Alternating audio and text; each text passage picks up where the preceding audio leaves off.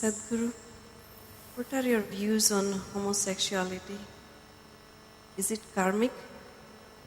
And can there be a redirection of the energy or a practice for those who are struggling with it?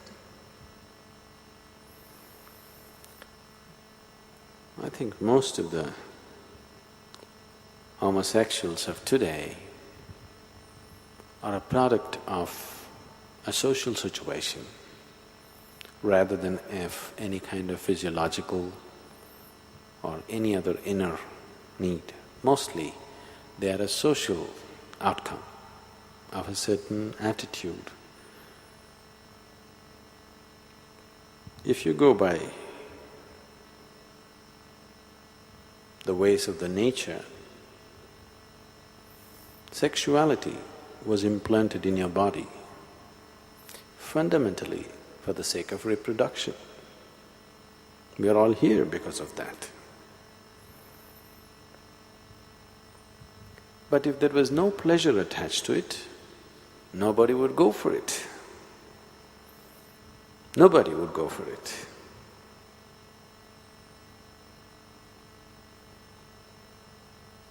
It is a painful thing to deliver a child. So, nature decided to attach pleasure to it because without pleasure nobody would go for it. In spite of a little bit of pleasure attached to it, so many people are deciding not to go for it. They become smart. At a very young age, a lot of people are becoming very smart these days. They're able to see through the limitations of it and say, this is not for us. That's very smart actually, because they're able to think beyond their hormones. Hormone is a chemical process. It takes charge of you from inside, not from an outside. It's not an outside invasion, it's an inside invasion. Till you were 12, 13 years of age, everything was just fine with you. Suddenly, little bit of chemistry and then you don't know what the hell is happening with you. Suddenly the whole head has become wonky, you can't think beyond it. It's happened, isn't it? So the moment hormones hijack your intelligence, then you start acting funny and you act the whole world is revolving around your sexuality. There's nothing else to the world except sexuality. See, almost 90% of the artwork, literature, or any damn thing that's written or painted or sculpted is about sex, isn't it? Isn't it so? I don't know, I may not be right in the percentage, I think it's about 90%. Even if it's 75, I think it's a very distorted vision of life, isn't it? Yes? It's a very distorted vision of life, that one aspect of the physical takes up so much of human mind and consciousness is a very distorted perception of life. Now in that, what or whom you want to have to sex with has become another great identification. So when you talk about heterosexuality or homosexuality, you're just asking me with whom or what I should do. This thing that you call as sex, I don't care.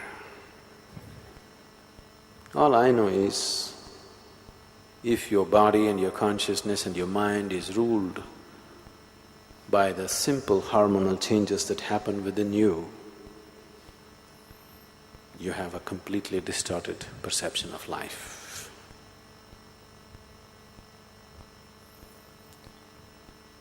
What is there to correct? What is there not to correct? If physiologically some certain needs have changed within a person, he could be helped, but most of it is social.